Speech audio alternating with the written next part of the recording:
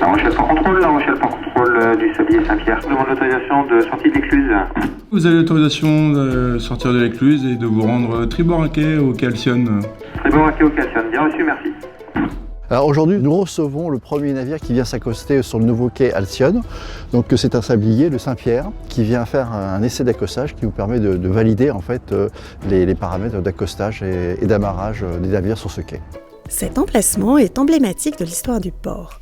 Au XIXe siècle, la jetée sud était en effet la porte d'entrée de l'infrastructure jusqu'à la création de la zone de chef de baie dans les années 80.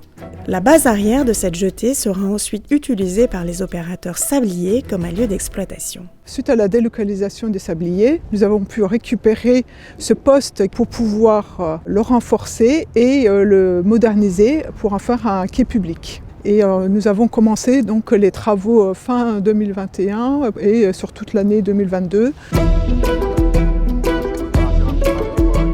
Aujourd'hui, nous sommes en train de réaliser du béton projeté sur la partie en extrémité de la jetée pour renforcer l'ouvrage et éviter la dégradation des maçonneries. Tout le parement de la maçonnerie de la jetée est tombé à l'eau. On l'a récupéré, on l'a évacué. Et là, on est en train de renforcer toute l'extrémité de la jetée par béton projeté et voie sèche. Ce sera du béton, ce ne sera pas de la maçonnerie, mais on aura quand même un aspect maçonné en partie supérieure.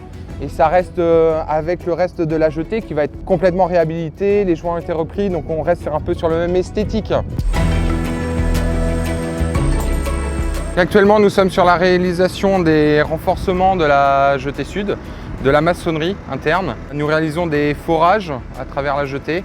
Nous allons injecter un coulis de ciment afin de rendre un monolithisme à l'ouvrage. Ces travaux d'injection étant en contact avec le milieu maritime, les entreprises doivent suivre un protocole précis de protection de l'environnement tout au long du processus.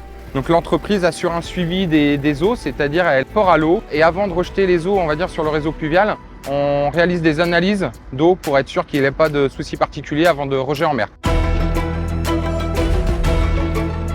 Alors on a 4 redans à réhabiliter, qui existaient déjà, qu'on réhabilite, et 2 nouveaux à créer. Ça consiste à ferrailler et recoffrer et derrière les remplir en béton avec un béton assez spécifique. Du coup on a fait un module coffrage vraiment qui a été réalisé sur mesure pour ce chantier et nous avons l'intervention de scaphandres pour venir installer ce coffrage. Durant l'été 2022, le revêtement définitif est installé et en octobre, le nouveau quai est prêt. Il ne reste plus qu'à mettre en place les défenses d'amarrage et recevoir le premier navire.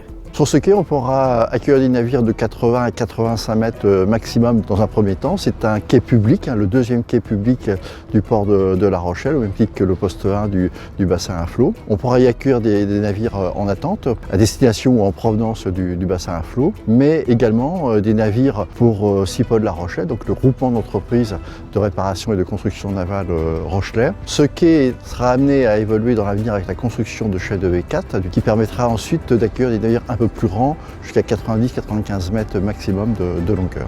Donc ce nouveau quai sera une nouvelle infrastructure du port de La Rochelle qui, je pense, trouvera très rapidement son utilité pour la place portuaire.